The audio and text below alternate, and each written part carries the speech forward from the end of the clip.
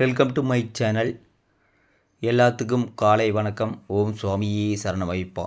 நான் மாலை போட்டு கிட்டத்தட்ட 42 நாள் ஆச்சுங்க.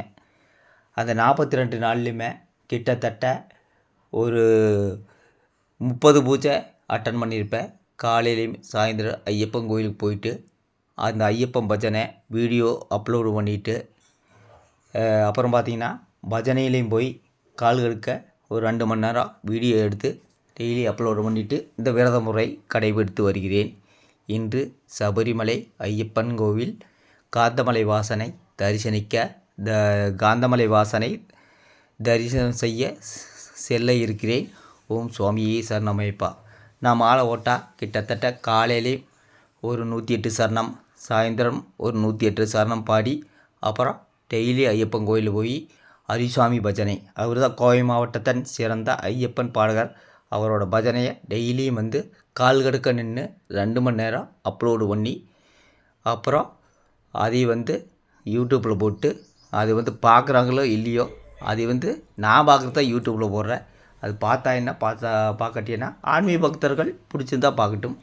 இதுதான் என்னுடைய விரத முறை. 42 நாள் கிட்டத்தட்ட வருஷம் 42 நாள் மாலை ஓட்டு ஐயப்பனை தரிசனம் செய்ய இந்த வருடம் செல்ல காத்திருக்கிறேன். ஓம் சுவாமியே சரணமையப்பா. ஒரு சில பேர்த்து மாதிரி மாலை ஓட்டு பப்ளிசிட்டி பண்ணுற பழக்கம் இல்லை.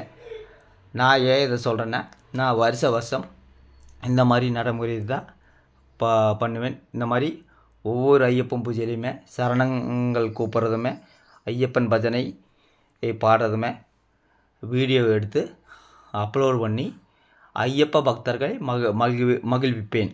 இதுதான் என்னுடைய ஆன்மீகமான செயல்பாடு. கிட்டத்தட்ட ஒரு 20 கோயிலுக்கு போயிட்டு வந்திருப்பேங்க. சபரிமலைக்கு மாலை ஓட்டிலேருந்து 20 கோயிலுக்கு போயிட்டு வந்திருப்பேன். எல்லா முருகன் கோயில், சிவன் கோயில், ஆருத்ரா தரிசனம் எல்லா கோயிலுக்கும் நான் போயிட்டு ஆன்மீகத்தில் எனக்கு ரொம்ப நாட்டம் அதிகம். இன்று சபரிமலை செல்ல காத்திருக்கேன். சபரிமலைக்கு எப்போவுமே நான் பெருவழியில் தான் போவேன், சிறு வழியில் போக மாட்டேன். அங்கே போயிட்டு ஐயப்பன் கோயில் வரலாறு அது சம்மந்தமாக தான் சொல்லுவேன். அதை விட்டு போட்டு நான் இங்கே போனேன் அங்கே போனேன் சாப்பிட்றத பற்றி நான் சொல்ல மாட்டேங்க. என்னோடய ஆன்மீக செயல்பாடு இப்படி தான் இருக்குது. 42 நாளுமே காலையிலையும் சாயந்தரம் கோயிலுக்கு போயிட்டு அதில் இருக்கிற பஜனையை மட்டும் வீடியோ எடுத்து அப்லோடு பண்ணிவிட்டு ஆன்மீக பக்தர்களுக்கு அந்த செய்தியை நான் பதிவிட்டிருக்கிறேன்.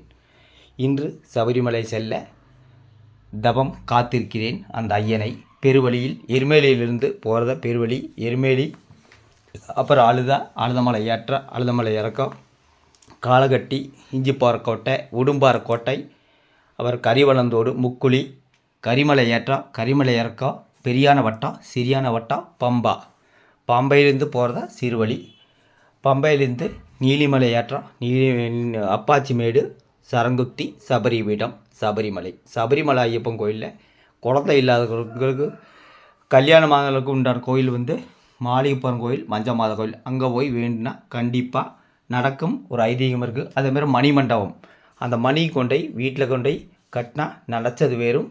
அதாவது 3வது வருஷம் கொண்டு வரவங்க தான் அந்த மணி கொண்டு போக முடியும். அவங்க அந்த மணியை எடுத்துகிட்டு வர முடியாது. நான் அந்த மணியை எடுத்துகிட்டு அவங்க வீட்டில் கொண்டாந்து கொடுக்கலாம். இதுதான் சபரிமலை ஐயனின் வரலாறு. சபரிமலை செல்ல இன்று தவம் செய்து காத்திருக்கேன். ஓம் சுவாமியே சரணமையப்பா. அந்த ஐயனை தரிசனம் செய்கிறதுக்கு அவளோடு காத்திருக்கிறேன். இன்று முதல் ஒரு 6 நாட்கள் ஆன்மீக பயணம்தான். ஓம் சாமியே சரணமைப்பா. எல்லாருக்கும் நல்லது நடக்கும் என ஐயனை வேண்டுகிறேன். சுவாமியே சரணம்.